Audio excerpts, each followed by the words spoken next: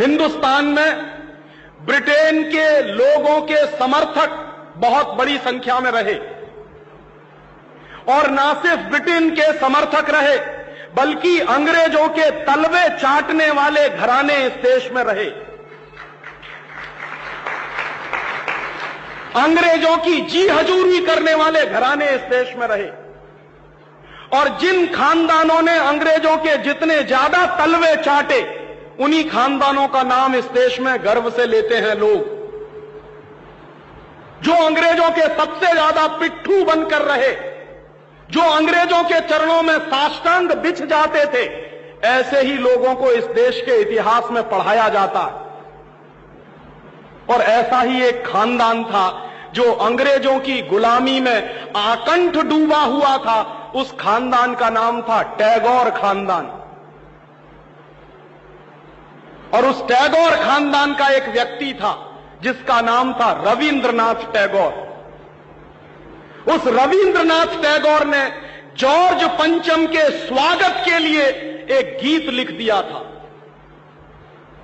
और ना सिर्फ उस आदमी ने वो गीत लिखा, बल्कि कलकत्ता में जब जॉर्ज पंचम पहुंचा और उस भरी सभा में जहां लाखों लोग उपस्थित थे, हिंदुस्तान की गुलामी का गीत गाया गया और ब्रिटेन के राजा का सम्मान किया गया। और ये काम रविंद्रनाथ टैगोर ने अपने मुंह से किया। और वो गीत कौन सा था जो रविंद्रनाथ टैगोर ने इंग्लैंड के राजा की स्तुति का गान करते हुए लिखा था? वो गीत वही है जिसको आप कहते हैं जनगण मन अधिनायक जय हे भारत भाग्य विधाता। बहुत शर्म आती है मेरे जैसे आदमी को जब वो गीत गाने के लिए कोई मुझे कहता है कि ये गाओ। क्यों गाएं उस गीत को? रविन्द्रनाथ टैगोर तो चापलूसी करते थे अंग्रेजों की, रविन्द्रनाथ टैगोर तो चाटुकार थे अंग्रेजों के, और रविन्द्रनाथ टैगोर तो साइकोफेंट थे अंग्रेजों के। इसलिए उन्होंने अंग्रेजों के राजा के सम्मान में वो गीत लिखा था। मैं तो नहीं हूं, मुझे तो अंग्रेजों की चापलूसी से कोई मतलब नहीं है। मैं तो अंग्रेजों का उससे ज्यादा विरोधी हूं जितना कोई हो सकता। लेकिन मेरे आजाद देश में उस गीत को बार बार गवाया जाए, ये मेरा राष्ट्रीय अपमान का प्रश्न है। और जिस गीत को अंग्रेजों के राजा जॉर्ज पंचम के स्वागत में गाया था रविन्द्रनाथ टैगोर ने, वही गीत 5 दिन पहले दिल्ली के एयरपोर्ट पर गाया गया महारानी के सम्मान में। आपने कभी ध्यान दिया है उस गीत के शब्द क्या हैं और उन शब्दों का मतलब क्या है? जनगण मन अधिनायक जय हे, हिंदुस्तान की जनता के मनों के अधिनायक तुम्हारी जय हो, ये मतलब है। जनगण मन अधिनायक जय है माने जॉर्ज पंचम, तुम हिंदुस्तान की जनता के मनों के, जनता के गणों के अधिनायक हो, सुपर बॉस हो, इसलिए तुम्हारी जय हो। ये रविन्द्रनाथ टैगोर गा रहे हैं। भला इससे ज्यादा चाटुकारिता का दूसरा कोई प्रमाण मिल सकता? इससे ज्यादा साइकोफेंसी का दूसरा कोई प्रमाण आपको मिल सकता? और दूसरी लाइन है जनगण मन अधिनायक जय है, भारत भाग्य विधाता, माने तुम भारत के भाग्य विधाता हो, माने हमारा भाग्य तुम लिख रहे हो। ये तो कोई भगवान से भी नहीं कहता है।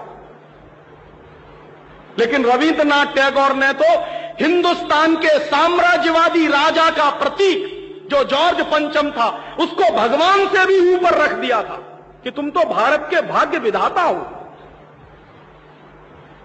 पंजाब सिंध गुजरात मराठा द्राविड़ उत्कल बंग, विंध्य हिमाचल यमुना जंगा, उच्छल जलधि तिरंग, तब शुभ नामे जागे तब शुभ आशीष मांगे। माने पंजाब सिंध गुजरात मराठा द्राविड़ उत्कल बंग, ये सारा हिंदुस्तानी इलाका तुम्हारे लिए आशीष मांग रहा है, तब शुभ आशीष मांगे, तुम्हारी भलाई की प्रार्थना कर रहा है। ये पूरा हिंदुस्तान जो अंग्रेजों की गुलामी में सिसक रहा था, उसको रविन्द्रनाथ टैगोर लिख रहे हैं कि ये सारा का सारा हिंदुस्तान तुम्हारे लिए आशीष मांग रहा है। तब शुभ आशीष मांगे, और वो सारी की सारी आशीष हम तुमको दे रहे हैं अपनी तरफ से। और अंत में जनगण मंगलदायक जय है भारत भाग्य विधाता, वही भारत के भाग्य विधाता तुम्हारा मंगल हो, तुम्हारा कल्याण हो। माने जो हमको गुलाम बनाने के लिए आए हैं, उनकी चाटुकारिता में कोई आदमी कितना बिक सकता है, इसका यह निकृष्ट नमूना है।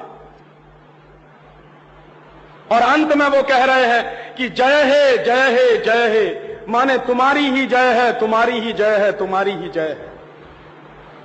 ऐसा गुलामी का प्रतीक गीत ये गुलामी के दिनों में गाया गया एक ऐसे हिंदुस्तानी की तरफ से जिसको शायद आप बड़े श्रद्धा की नजर से देखते हैं। और ये गीत जब गा दिया था उन्होंने और चरणों में बिछ गए थे रविंद्रनाथ टैगोर, तब अंग्रेजों ने उनको नोबेल प्राइज दिलवा दिया था पुरस्कार के रूप में। रविंद्रनाथ टैगोर को ऐसे ही नोबेल प्राइज नहीं मिला था। अंग्रेजों ने कुछ नियम बनाए थे, कुछ परंपराएं बनाई थी, और अंग्रेजों के नियम क्या थे? जो अंग्रेजों की जितनी ज्यादा चाटुकारिता करे, जो अंग्रेजों के जितने ज्यादा पैर चाटे, उसी को अंग्रेजी सरकार राय बहादुर का खिताब देती थी। उसी को अंग्रेजी सरकार हिंदुस्तान में और इंग्लैंड में नाइटहुड की पदवियां दिया करती थी। ऐसे ही लोगों को अंग्रेजों की तरफ से इनाम मिलते थे, क्योंकि वो अंग्रेजों के चरण चाटते थे और हिंदुस्तान को गालियां देते थे।